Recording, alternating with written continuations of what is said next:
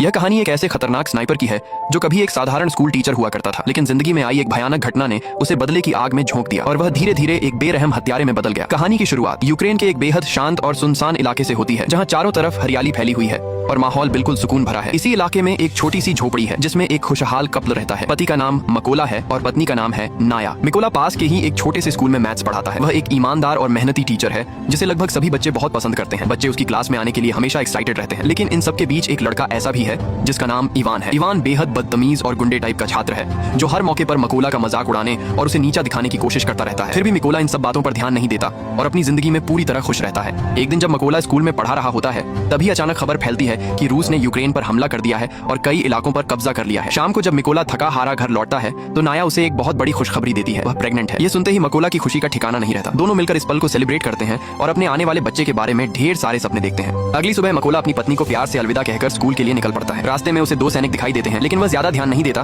और जल्दी जल्दी स्कूल पहुंच जाता है। जैसे ही वह स्कूल के अंदर जाता है उसे अजीब सा सन्नाटा महसूस होता है। वहाँ न बच्चे होते हैं न ही टीचर्स। तभी उसकी नजर टीवी पर चल रही न्यूज पर पड़ती है जहाँ बताया जा रहा होता है कि रूस ने उसके शहर पर भी कब्जा कर लिया है। तब उसे समझ आता है कि रास्ते में दिखे दोनों सैनिक रूसी थे। उसका दिल तेजी से धड़कने लगता है और उसे नाया की चिंता सताने लगती है। वह तुरंत घर की ओर दौड़ पड़ता है। घर पहुंचते ही उसकी आंखों के सामने एक डरावना मंजर होता है। वहीं 2 रूसी सैनिक नाया को बेरहमी से पीट रहे होते हैं। मकोला चीखते हुए उसे बचाने दौड़ता है, लेकिन सैनिक उसे भी बुरी तरह मारते हैं। वह हाथ जोड़कर गिड़गिड़ाता है और कहता है कि नाया प्रेग्नेंट है, उसे मत मारो। लेकिन उन दरिंदों पर इसका कोई असर नहीं होता। थोड़ी देर बाद वे पूरे घर की तलाशी लेते हैं, सारा सामान लूटते हैं और जाते जाते घर को आग लगा देते हैं। जलते हुए घर को देखकर नाया गुस्से में पागल हो जाती है। वह एक पत्थर उठाकर सैनिकों पर हमला करने की कोशिश करती है। तभी अचानक गोली चलती है और नाया वहीं गिर जाती है। उसकी मौके पर ही मौत हो जाती है। अपनी पत्नी को इस तरह मरते देख मकोला पूरी तरह टूट जाता है। वह फूट फूट कर रोने लगता है जैसे उसकी पूरी दुनिया एक ही पल में खत्म हो गई हो। कई घंटे इसी हालत में गुजर जाते हैं। तभी वहाँ 2 यूक्रेनी सैनिक पहुंचते हैं। वे मिकोला को पहचान लेते हैं और उसकी हालत देखकर उसे संभालते हैं। वे एक कब्र खोदकर नाया को दफनाने में उसकी मदद करते हैं। नाया की मौत के बाद मिकोला की जिंदगी पूरी तरह तबाह हो चुकी होती है। न घर बचा था, न परिवार और न ही कोई उम्मीद। अब उसके दिल में सिर्फ बदले की आग जल रही होती है। वह तय कर लेता है कि उन रूसी सैनिकों को किसी भी हाल में खत्म करेगा। इसी सोच के साथ उसने यूक्रेन की फौज में शामिल होने का फैसला किया। दोनों सैनिक मकोला को अपने बेस पर ले गए, लेकिन जब सीनियर ऑफिसर ने मकोला को देखा तो उसने नाराज होकर उसे फौज में शामिल होने से मना कर दिया। वह डर रहा था कि कहीं मकोला जासूस न हो। मकोला ने पूरी कहानी बताई और विश्वास दिलाया कि वह रशियन सैनिकों को मारकर देश को आजाद करना चाहता है। ये सुनकर कर्नल ने उसे मौका दिया और अगले दिन से उसकी ट्रेनिंग शुरू हुई।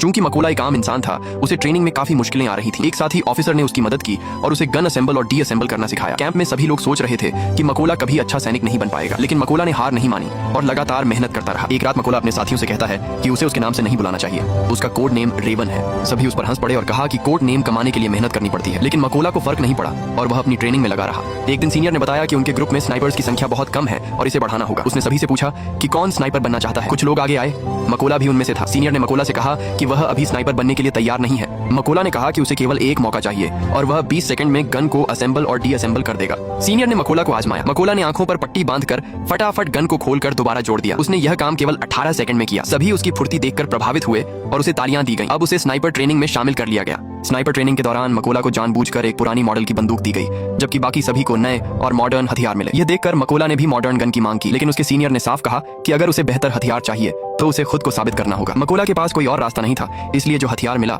उसी के साथ वह आगे बढ़ गया।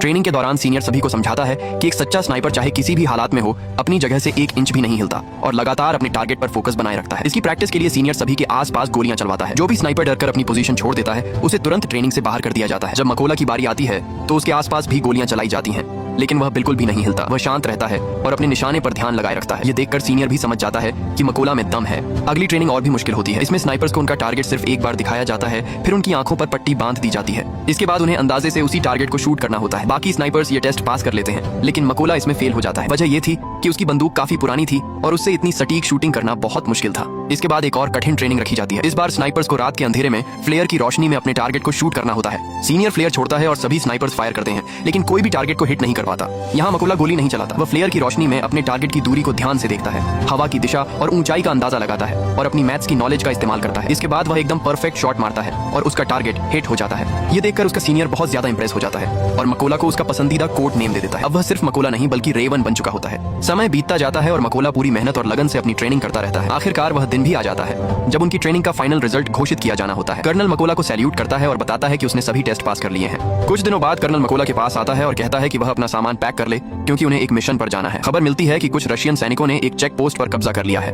मकोला की टीम जल्दी से उस लोकेशन पर पहुंचती है और अपनी पोजीशन लेकर बैठ जाती है। वे सभी रशियन सैनिकों पर फायर करने ही वाले होते हैं कि तभी उन्हें एक गाड़ी चेक पोस्ट की तरफ आती हुई दिखती है। रशियन सैनिक गाड़ी को रोकते हैं तो रशियन सैनिक उन्हें बेरहमी से पीटते हैं। ये सब देखकर कर्नल अपने सैनिकों को फायर करने का आदेश देता है। देखते ही देखते सभी रशियन सैनिक मारे जाते हैं और इस तरह मकोला का पहला मिशन सफल हो जाता है।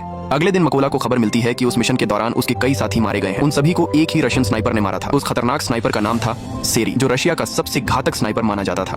कुछ दिन बाद मकोला अपने साथियों के साथ अगले मिशन पर निकलता है। लोकेशन पर पहुंचकर वे चारों तरफ लैंड माइंस बिछा देते हैं और अपनी पोजीशन संभाल लेते हैं। थोड़ी देर बाद रशियन सैनिक वहां पहुंचते हैं। उनके साथ इवान भी होता है, वही लड़का जो स्कूल के दिनों में मकोला को परेशान किया करता था और अब रशियन आर्मी ज्वाइन कर चुका था। जैसे ही उन सैनिकों के पैर लैंड माइन पर पड़ते हैं, एक जोरदार धमाका होता है और सभी मारे जाते हैं। कर्नल मकोला को समझाता है कि उसे इवान की मौत का कोई दुख नहीं करना चाहिए क्योंकि रशियन आर्मी ज्वाइन करना उसका खुद का फैसला था। मिशन पूरा करने के बाद सभी वापस बेस कैंप लौट आते हैं। अगले मिशन में खबर मिली कि रशियन सैनिकों की एक टुकड़ी इस रास्ते से गुजरने वाली है। कर्नल और मकोला तुरंत लोकेशन पर पहुंचे और अपनी पोजीशन संभाल ली। थोड़ी देर बाद उन्होंने देखा कि 2 रशियन सैनिक रास्ते में थे जो बाकी टीम का इंतजार कर रहे थे। मकोला ने नोटिस किया कि उनमें से एक वही सैनिक है जिसने उसकी वाइफ को गोली मारी थी। अब वह निशाने पर बिल्कुल सही था। मकोला ने फायर करने की परमिशन मांगी लेकिन कर्नल ने उसे मना कर दिया। मकोला का गुस्सा बढ़ने लगा। उसने एक बार फिर परमिशन मांगी पर कर्नल ने फिर मना कर दिया। अब मकोला का सब्र खत्म हो चुका था। उसने खुद ही गोली चला दी। गोली लगते ही सैनिक मौके पर ही मर गया। लेकिन इससे उनकी लोकेशन रशियन सैनिकों को पता चल गई थी और सबसे बुरी बात यह थी कि रशिया का सबसे खतरनाक स्नाइपर सेरी भी उसी क्षेत्र में अपनी पोजीशन संभाले बैठा था। कर्नल समझ गया कि सेरी आसपास है और उसे ढूंढना शुरू किया। लेकिन इससे पहले कि वह सेरी का पता लगा पाता, सेरी ने कर्नल को सिर में निशाना मार दिया। कर्नल मौके पर ही मर गया।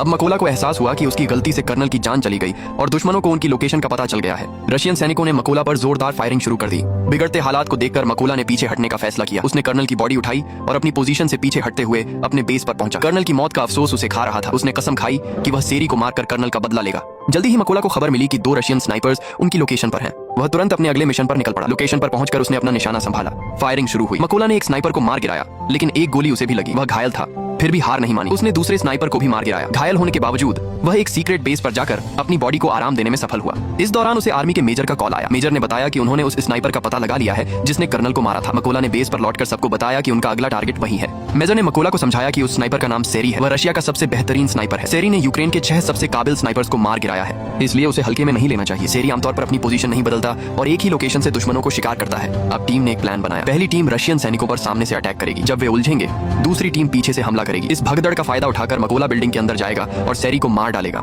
सब तैयार होकर लोकेशन की ओर निकले। मकोला चुपके से बिल्डिंग में घुसा। उसे 2 रशियन सैनिक दिखे। उसने बिना देरी किए उन्हें मार डाला और बिल्डिंग में आगे बढ़ा। उसने अपनी टीम को सिग्नल दिया। सिग्नल मिलते ही टीम ने सभी सैनिकों को मार डाला। इधर सेरी को एहसास हुआ कि उसके कोई साथी उसे रिपोर्ट नहीं कर रहे हैं। उसने बिल्डिंग की छत पर जाकर देखा कि वहां पहले से एक स्नाइपर मौजूद था लेकिन वह मारा जा चुका था। सेरी समझ गया कि यूक्रेन के सैनिक उसे चारों तरफ से घेर चुके हैं। सेरी ने अपने बेस को बैकअप के लिए कॉल किया लेकिन बैकअप पहुंचने में 10 मिनट और लगेंगे। सेरी को यह समझ आते ही वह घबरा गया और मकोला की तलाश शुरू की। तभी उसे मकोला का वह खिलौना दिखाई दिया जो उसकी वाइफ ने दिया था। सेरी सोचने भी नहीं पाता कि मकोला अचानक उस पर हमला कर देता है। मकोला ने चाकू मारकर सेरी को मार डाला। इस बीच बिल्डिंग में मौजूद दूसरा स्नाइपर अलर्ट हो गया। मकोला ने उसके पास से ग्रेनेड फेंक दिया। धमाके में आखिरी स्नाइपर भी मारा गया। सेरी की बैकअप टीम बिल्डिंग तक पहुंच गई लेकिन उन्हें पता नहीं था कि सेरी अब मर चुका है। उन्होंने उसे कॉल किया जिसे मकोला ने उठाया और कहा, तुम सभी मरने वाले हो। इतना कहकर उसने ट्रक के ड्राइवर को शूट कर दिया। गोलीबारी शुरू हो गई। रशियन सैनिक ट्रक के बाहर कूद गए लेकिन उन्हें नहीं पता था कि यूक्रेन के स्नाइपर्स घात लगाकर बैठे हैं। मकोला और उसकी टीम ने जोरदार गोलीबारी की और एक एक कर सभी रशियन सैनिकों को मार गिराया। कुछ दिनों बाद मकोला अपनी वाइफ की कब्र पर गया। उसने देखा कि अब उसने उन सभी का बदला ले लिया है जिन्होंने उसकी वाइफ और कर्नल को मारा था। मकोला ने कसम खाई कि वह आखिरी दम तक अपने देश की सेवा करता रहेगा। इतना कहकर वह वहां से चला गया। ऐसी ही मजेदार मूवीज के लिए आप हमारे चैनल को विजिट कर सकते हैं।